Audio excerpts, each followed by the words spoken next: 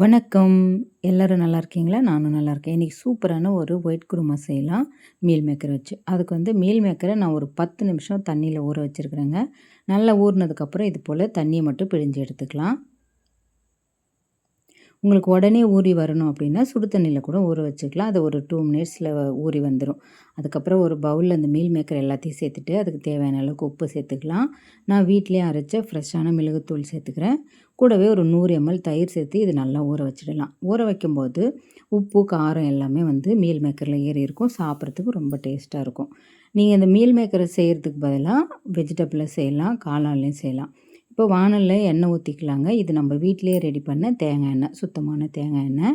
இதில் சின்ன துண்டு இஞ்சி, 10 பல்லு பூண்டு, 4 பெரிய சைஸ் வெங்காயம் இதையும் சேர்த்து காரத்துக்கு தேவையான அளவுக்கு பச்சை மிளகாய், 4 பச்சை மிளகாய் சேர்த்து இதையும் வதக்கிக்கலாங்க. வெங்காயம் கறியிடாமல் நல்லா பொன்னிறமாக வதங்கி வரணும். அப்போ கிரேவி நல்லா டேஸ்ட்டாக இருக்கும் நமக்கு.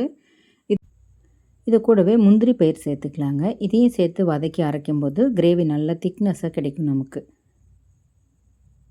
அவ்வளோதான், இது நல்லா வதங்கி முடிஞ்சிருச்சு. இதை நம்ம ஆற வச்சு எடுத்து வச்சுக்கலாங்க. வாணலில் மறுபடியும் தேங்காய் எண்ணெய் சேர்த்துக்கிறேங்க.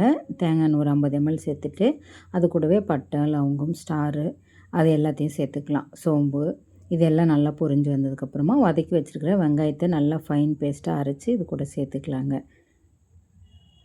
எல்லா வெங்காயமே அரைச்சி சேர்த்துட்டு தேவையான அளவுக்கு உப்பு சேர்த்துக்கலாம். இது கூடவே காரத்துக்கு கொஞ்சமாக மிளகுத்தூள் சேர்த்துக்கலாங்க. மிளகுத்தூள், பச்சை மிளகாய் இது எல்லாமே சேர்த்து தேவையான அளவுக்கு காரம் செக் பண்ணி சேர்த்துக்கலாம். கொஞ்சம் நமக்கு தேவையான அளவுக்கு தண்ணி சேர்த்து நல்லா கலந்து கொடுத்துக்கலாங்க. இப்போ உப்பு காரம்லாம் கரெக்டாக இருக்கான்னு செக் பண்ணிக்கலாம். இது ரொம்ப நேரம் கொதிக்கணும்னு அவசியம் கிடையாது. சும்மா ஒரு 2 நிமிஷம் கொதிச்சா போதும்.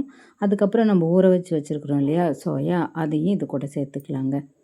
சேர்த்துட்டு இதுவும் நல்ல ஒரு 5 மினிட்ஸ் கொதித்தாலே போதும். ஏன்னா நமக்கு கிரேவி நல்ல டேஸ்ட் கிடச்சிரும். ரொம்ப நேரம் கொதிக்கணும்னு அவசியம் கிடையாதுங்க.